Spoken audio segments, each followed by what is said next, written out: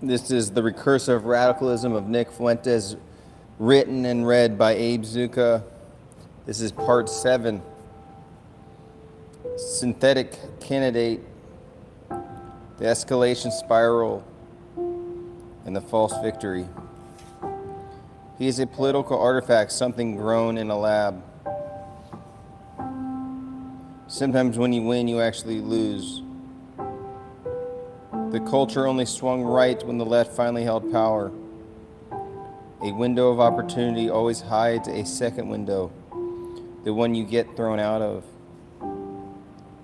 Every era produces a candidate who is less a person than an engineered surface, an artifact, reverse fabricated from polling data, donor anxieties, psychological operations, and the bureaucratic pheromones entitled bureaucratic pheromones emitted.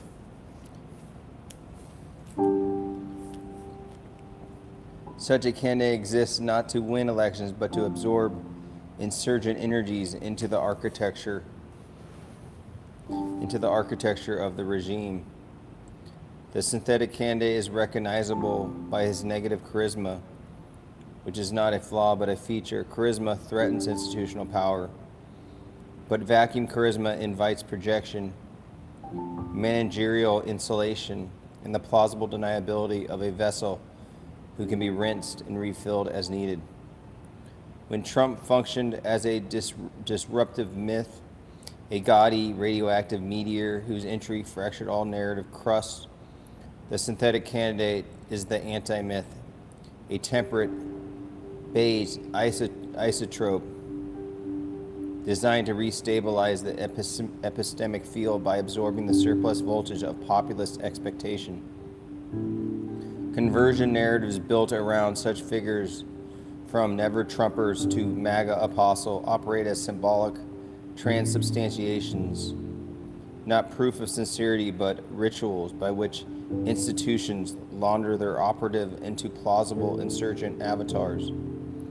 Political machines adore converts because they can be refitted in real time. True believers have to be betrayed, but converts already know betrayal intimately.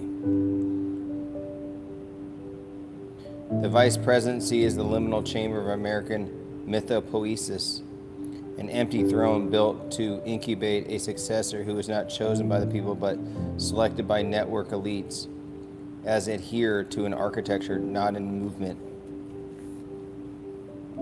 Thus, a synthetic candidate in the vice chair is not a next in line, but a stabilizer block inserted into the narrative circuit to absorb panic, channel energy, and preserve continuity of managerial logic after a charismatic rupture.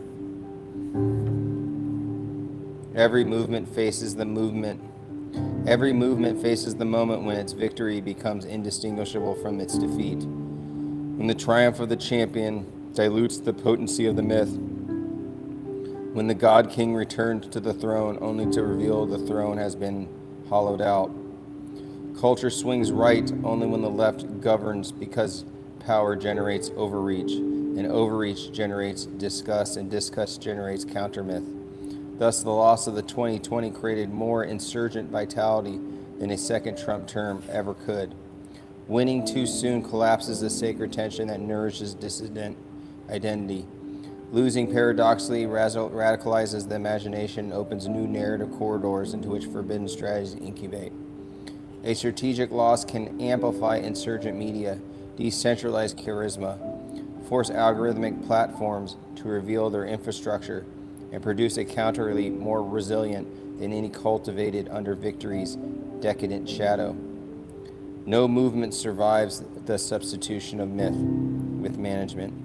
When a figure like Vance is placed atop an insurgent tradition, the gesture is not continuation but dissolution, the final proof that the machine has regained sovereignty over the fire Prometheus has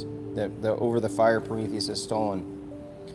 The escalation spiral now unfolding: raids, street violence, administrative militarization, the open taunting of protesters by police, is not a breakdown, but the system's recalibration, a way of hardening the membrane before the next succession crisis. If a Republican administration antagonizes the left without neutralizing its institutional weaponry, the result is not victory, but deferred catastrophe.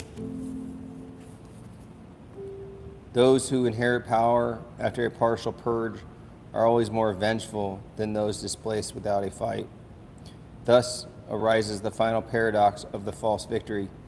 A movement may win an election only to lose the cycle, may capture the state only to strengthen the enemy's will, may celebrate a window of opportunity only to discover it was the aperture of a trap door into the second act, where unfinished battles return with apocalyptic ferocity. The organized minority, the power network, and the business theurgy of empires.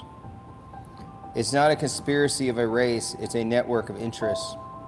Institutions are self-perpetuating organisms with appetites. Sometimes an empire is ruled not by ideology but by invoices.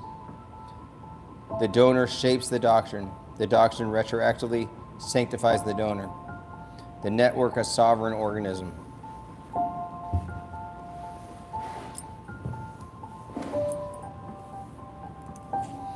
Every modern power structure is less a cabal than an ecosystem, a dense lattice of donors, think tanks, media organs, managerial elites, cultural entrepreneurs, and the state functionaries who reinforce one another not through secret meetings, but through shared incentives, shared risk profiles, and shared fears of institutional collapse.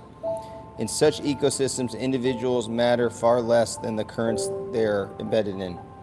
A Bush or a Cheney become a nodal point not because of essence, but because the network's invisible metabolism flows through them, crystallizing temporary avatars of long-standing institutional appetites.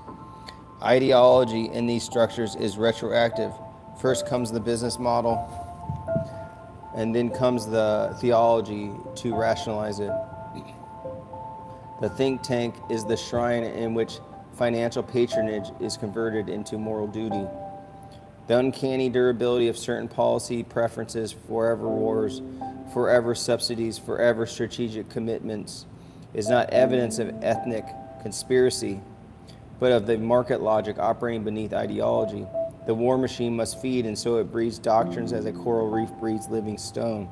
Power is not a pyramid, but a thicket, a dense mesh where identity is secondary to function, where what matters most is not who you are, but which contracts you can guarantee, which narratives you can launder, and which crisis you can monetize. This does not erase the reality of organized minorities within the apparatus. Every empire produces hyper-organized sub-elites whose cultural cohesion grants them leverage disproportionate to numbers.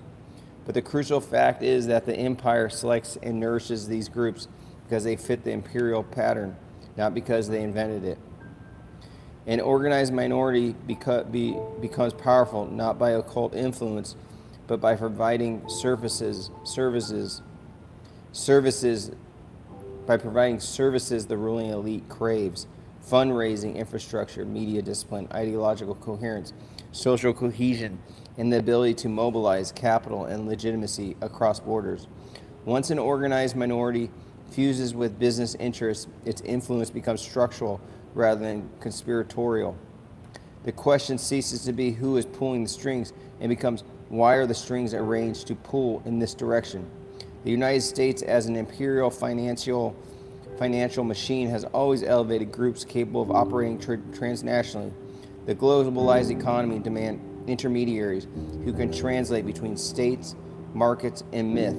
Those who do so become indispensable and therefore untouchable.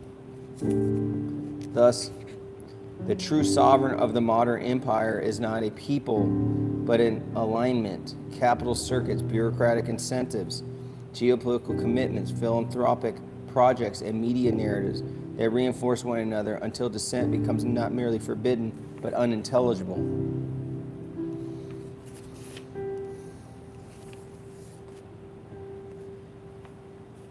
That's the end of part 7. Check out my gallery at zuccagallery.com, my artwork. Google the name Abe Zucca. I'll see you guys later.